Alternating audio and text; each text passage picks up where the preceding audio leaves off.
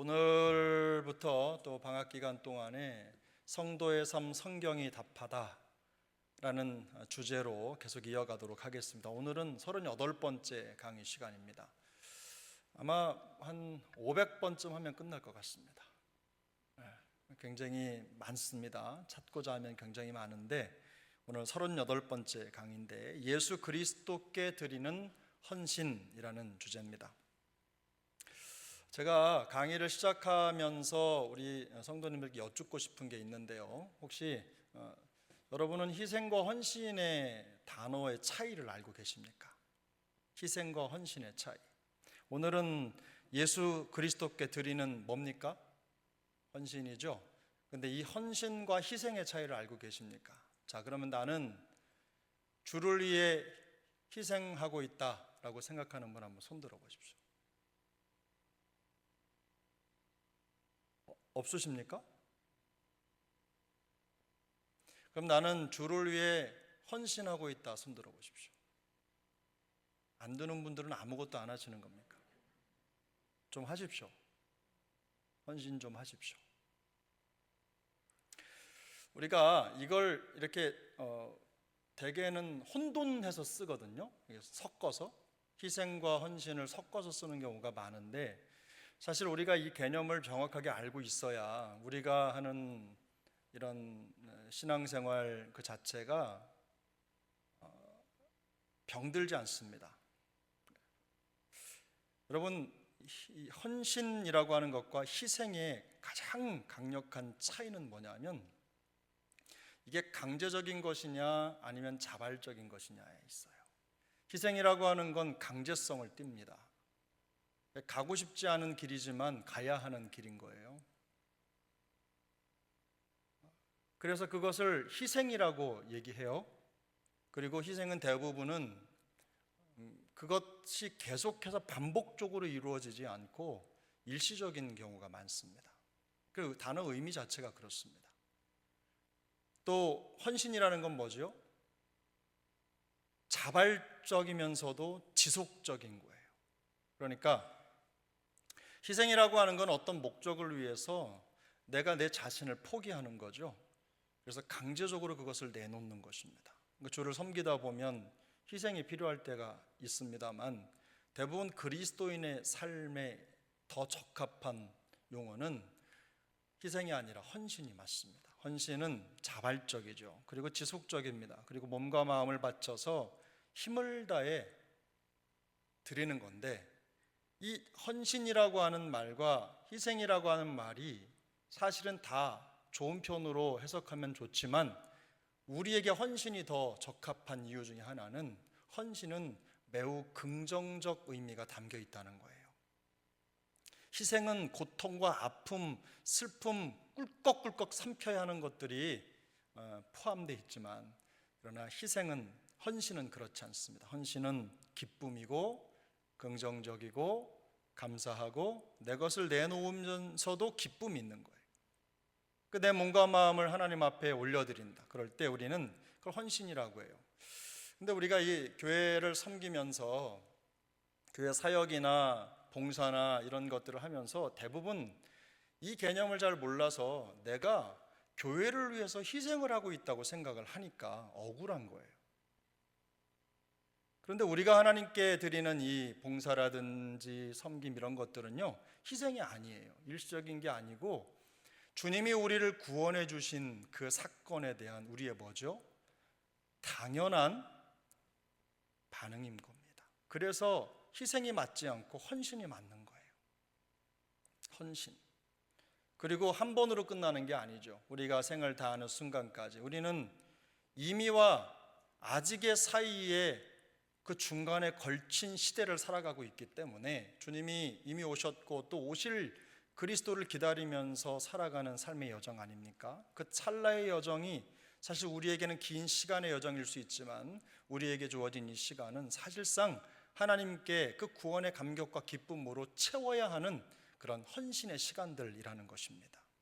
이 사실을 우리가 명확하게 이해하고 하나님 앞에 신앙생활을 해야 잘못된 길을 가지 않습니다. 마음이 감정이 어그러지지 않는 거예요.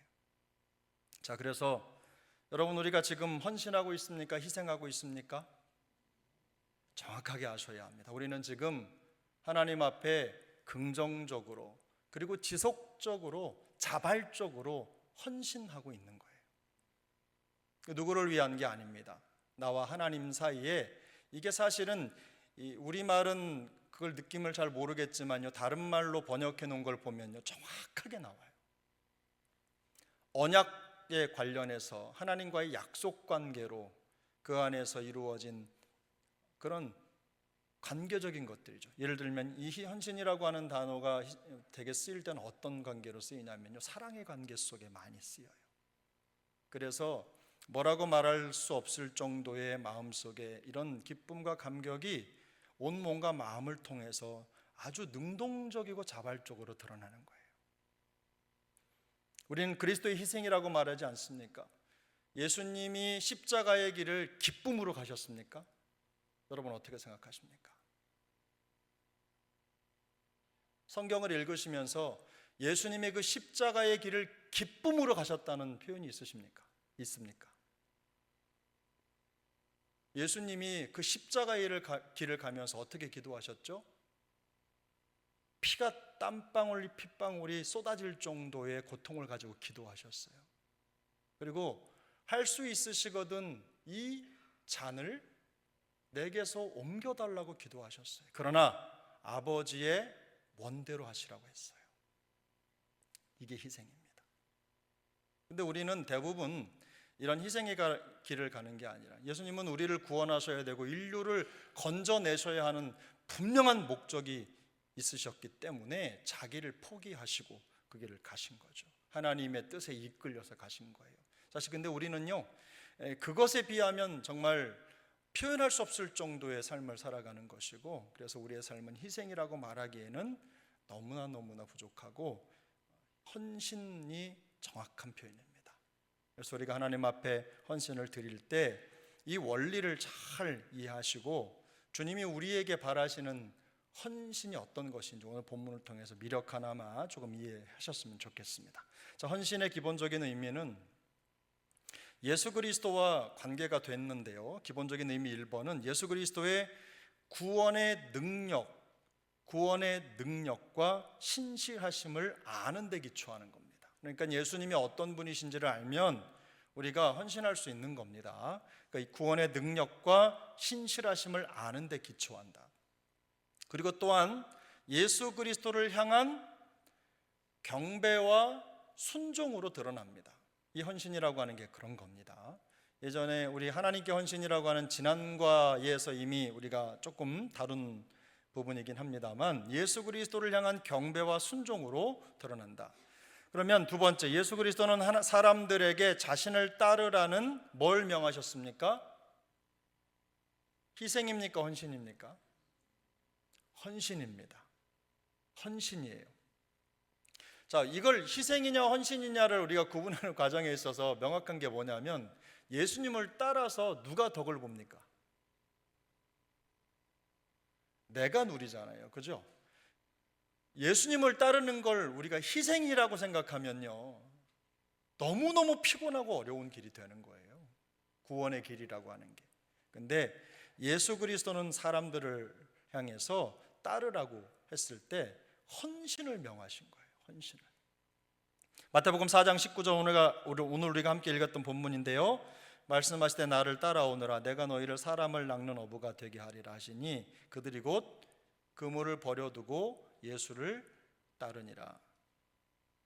저는 이 본문을 읽을 때 그런 생각이 들어요. 제자들이 그분을 버려두고 예수님을 따랐을 때 과연 자기의 것을 희생하고 따랐느냐? 전 제가 생각할 땐 그렇지 않은 것 같아요. 아마 예수님을 따르면 더 좋은 것을 얻을 수 있을 것이라고 하는 확신을 가진 겁니다. 이들의 기다림 속에, 바람 속에, 기대 속에 예수님이 등장하신 거기 때문에 그들이 가지고 있는 지금 현실의 문제보다도 훨씬 더 큰 그런 뭔가를 기대하고 예수님을 따라갑니다. 우리가 복음서를 읽어보면 그렇잖아요. 예수님을 따랐던 제자들의 모습은 항상 예수님께 대한 뭐가 있습니까? 기대가 있어요. 기대가. 실제로 그 기대가 이루어집니다만 그런 겁니다. 그래서 예수님이 우리에게 명하신 것은 헌신이다. 3번입니다. 예수 그리스도는 자신을 따르는 것에 대한 헌신의 대가를 자주 말씀하셨다. 헌신의 대가. 제가 타이핑을 하다가 이게 오타가 났습니다. 그래서 그 밑에 보면 1번, 2번, 3번 있죠? 그게 다 희생이라고 써 있는데 제가 여러 번 이 본문을 보면서 이게 희생이 아니다라는 생각을 분명하게 갖게 됐어요. 그래서 뭘로 고치셔야 될까요? 희생을 헌신으로 바꾸셔야 됩니다. 여러분 대단하십니다. 헌신으로 바꾸셔야 돼요. 자, 그러면 예수님께서 요구하신 헌신의 대가가 뭐냐? 첫 번째는 관계의 헌신이에요. 관계의 헌신. 마태복음 10장 37절 함께 읽어보겠습니다. 아버지나 어머니를 나보다 더 사랑하는 자는 내게 합당하지 아니하고 아들이나 딸을 나보다 더 사랑하는 자도 내게 합당하지 아니하며. 일단 하나님 예수님과의 관계를 유지하고 예수님을 따라가는 데 있어서는, 우리 인간적인 관계에 있어서는요, 이게 저는 나중에도 나오지만 우선순위의, 관계의 우선순위의 문제가 여기 있다고 생각해요. 그래서 관계적으로도 그리스도께 헌신되어야 한다. 제1 첫 번째 우리가 잡아야 되는 첫 번째 관계가 누구세요? 예수님이시다. 이걸 명확하게 가지고 있어야 된다. 두 번째로는 자아의 헌신입니다. 자아. 우리가 잘 아는 말씀이죠. 아무든지 나를 따라오려거든 자기를 부인하고 날마다 제 십자가를 지고 나를 따를 것이니라.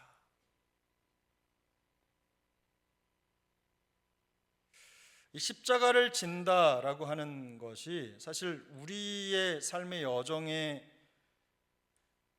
이게 뭐 살고 있는 인생의 어떤 고통이나 아픔 이런 것들을 여기 비유적으로 생각도 하지만, 사실은요, 예수님을 따라가는 삶의 여정이 단순히 뭐 인생고를 의미하는 것은 아닙니다. 물론 그것도 포함이 되지만, 그러나 예수님을 따라가는 삶의 여정, 내가 나를 포기해야 된다는 것은요, 십자가를 진다는 건 뭐냐면 내가 아니라 나를 통해 그리스도가 드러나야 되는 것. 이게 참 우리한테는 고통스럽잖아요. 어렵거든요. 저부터도 그렇습니다. 내 자아를 꺾고 십자가가 드러나게 하는 삶을 살아간다는 게 그 생각보다 쉽지만은 않거든요.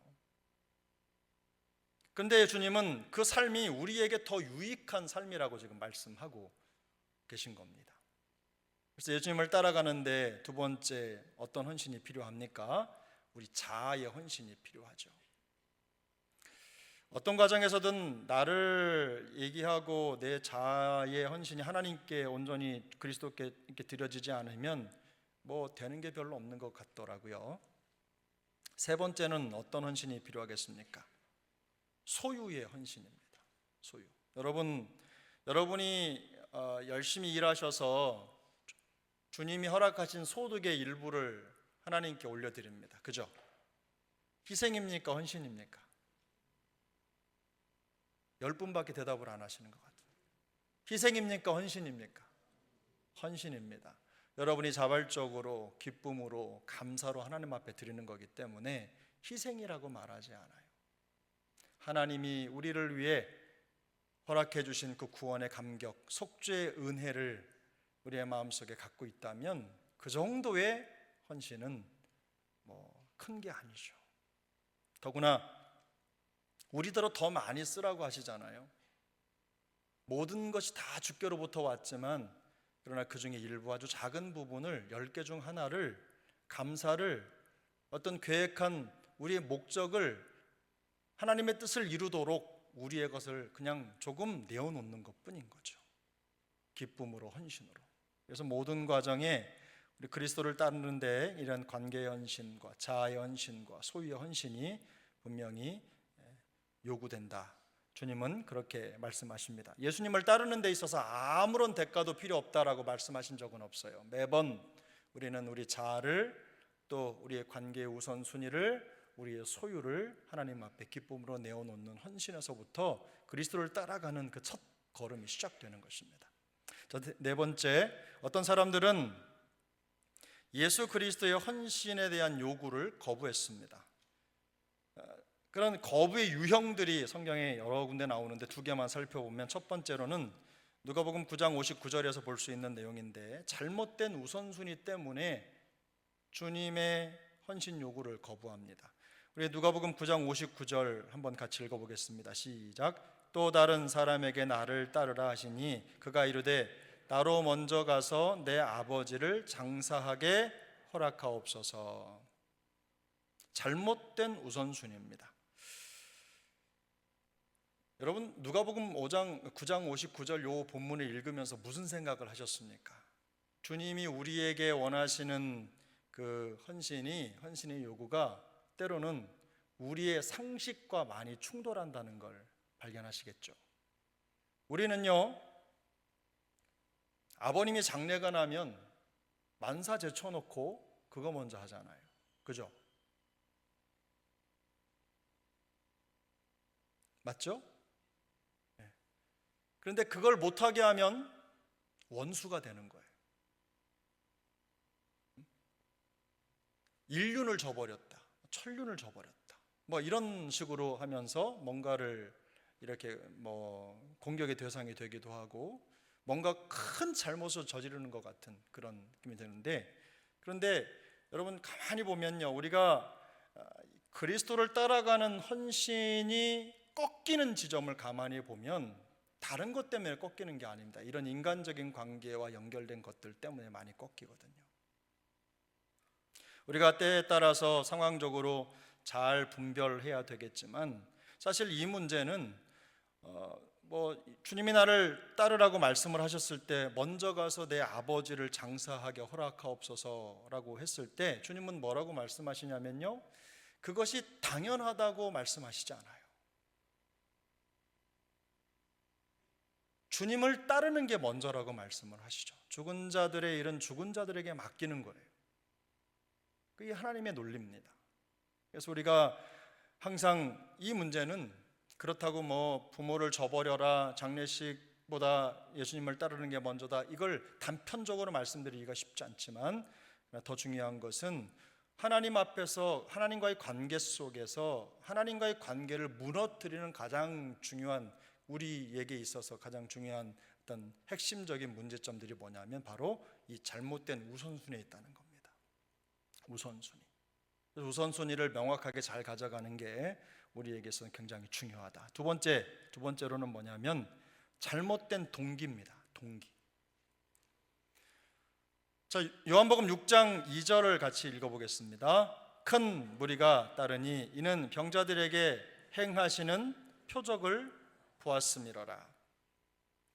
제가 언젠가 한 2번쯤 이렇게 예를 말씀드렸던 기억이 나는데요, 제가 외국에서 공부할 때 미국에 어떤 교회가 있었는데 그 교회에 어떤 소문이 돌았냐면 표적이 나타난다는 소문이 돌았어요. 기억나세요? 이빨이 아말감으로 때웠는데 순금으로 바뀐다는 그런 소문이 돌아가지고요, 제가 메릴랜드 살았는데 메릴랜드하고 버지니아 그 중간쯤 교회가 있었는데요, 요 일대에 정말로 많은 성도들이 그 교회로 다 몰려갔어요.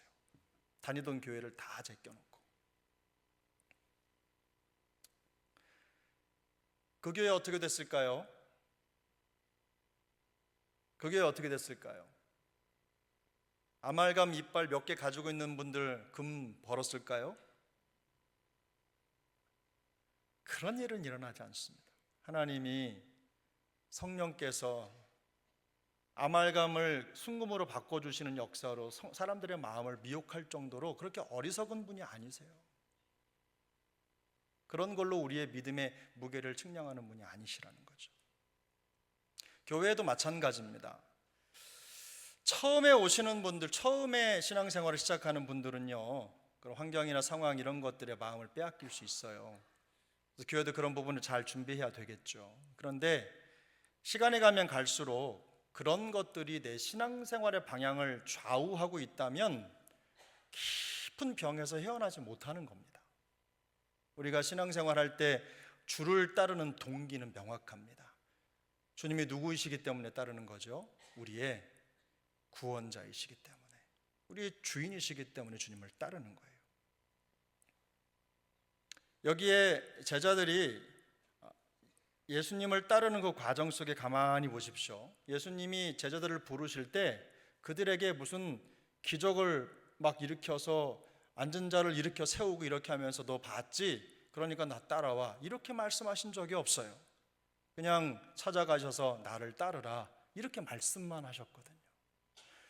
순종이라는 건 그런 겁니다. 어떤 눈에 보이는 결과치가 예상되고 보이기 때문에 따라가는 게 아니라, 그런 동기로 신앙생활에 열정이 생기는 게 아니라, 하나님이 우리에게 말씀하셨고 하나님이 우리에게 주신 그 은혜, 그것이 우리의 동력입니다. 내가 구원받았다는 그 구원의 감격이 우리 신앙생활의 동기고 동력인 겁니다. 헌신의 동기인 거예요. 동력인 거예요. 그래서 그 사실을 꼭 기억하시고, 어떤 사람들이 저질렀던 이 잘못된 우선순위, 잘못된 동기의 실수를 우리는 범하지 않게 되기를 바랍니다. 또 어떤 사람들은 전심으로 예수 그리스도께 헌신을 했습니다. 5번째죠. 5번. 전심으로 그리스도께 헌신했다. 첫 번째는요, 전적인 헌신이었어요. 이 부름을 받은 제자들이 어떻게 했습니까? 그물을 버려두고 예수를 따랐죠. 또 대놓고 이렇게 예수님을 따랐던 분들도 있지만, 성경에는 2번에 은밀한 헌신을 드린 분들도 있습니다. 은밀한 헌신. 여러분, 제가 여쭤볼까요? 나는 전적인 헌신을 드리는 사람이다 라고 생각하시면 손 들어 보십시오. 물어보지 말걸 하는 생각도 듭니다. 그럼 나는 은밀한 헌신을 드리는 사람이다.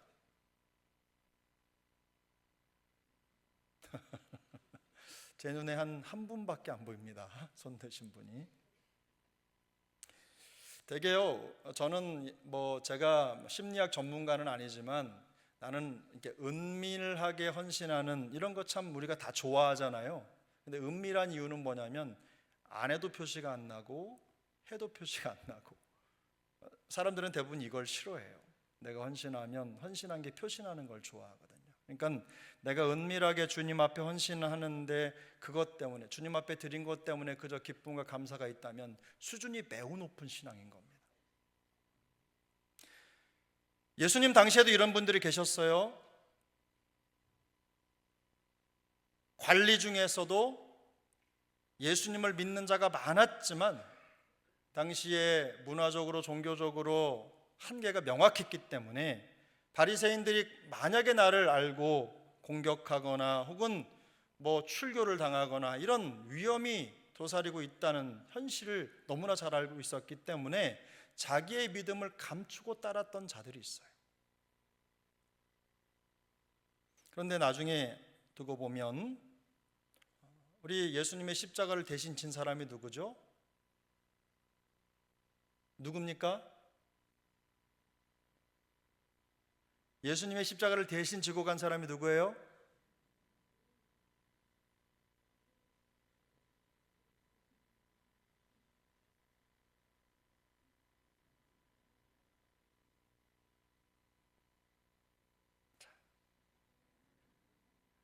감춰져 있던 사람들.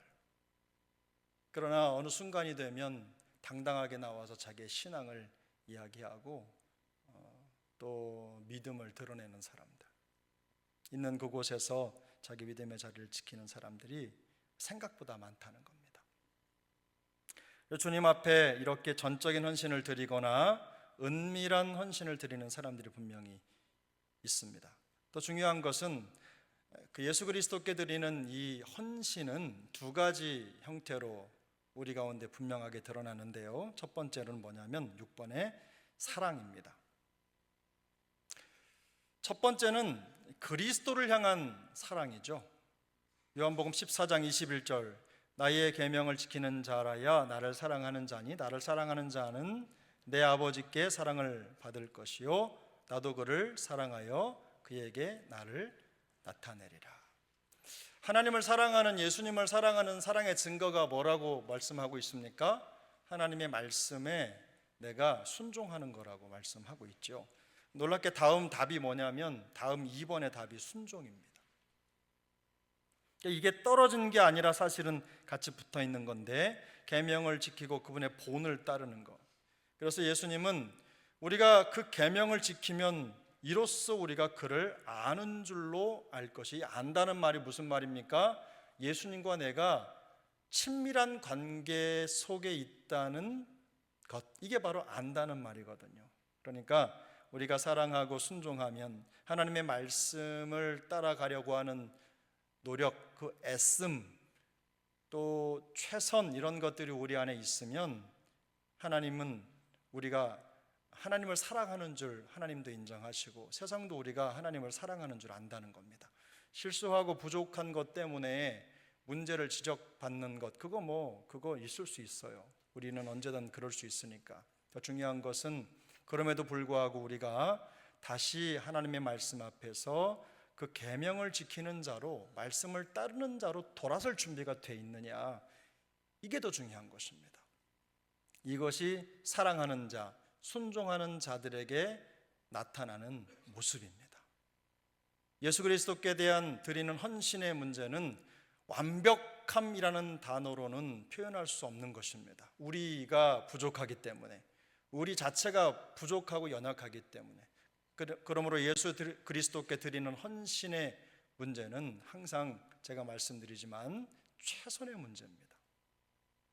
적당히가 아니라 최고의 하나님께 드리는 우리의 최선, 이것이 바로 하나님께, 그리스도께 드리는 헌신의 기본적인 원리입니다.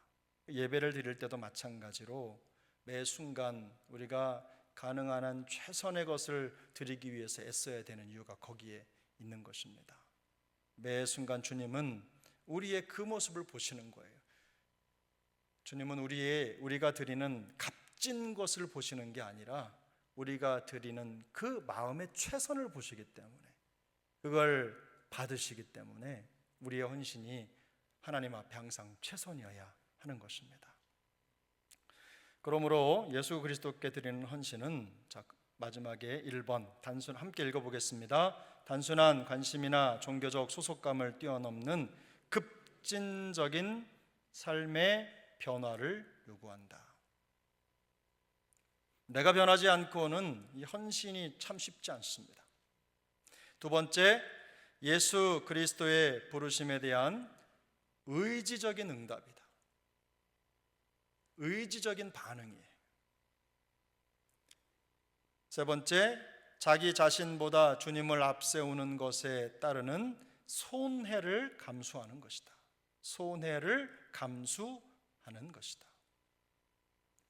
여러분, 의지적인 응답이라는 표현 2번에 있잖아요. 거기가 왜 그러냐면, 예수님의 제자들을 불렀을 때 제자들이, 성령께서 이미 제자들의 마음속에 예수님을 따라갈 마음을 주셨습니까? 아니면 제자들이 자기 것을 버리고 예수님을 따랐습니까?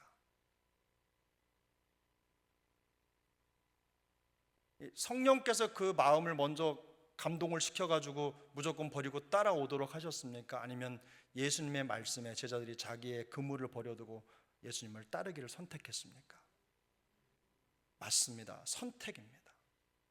이 의지적인 문제는 항상 선택의 문제에 있어요.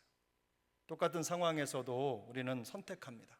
어떤 걸 선택할, 어떤 걸 받아들일지, 어떤 걸 믿을지, 이 말씀을 들을지 말지, 항상 이 선택의 문제가 우리 신앙의 현 주소를 결정하는 거예요.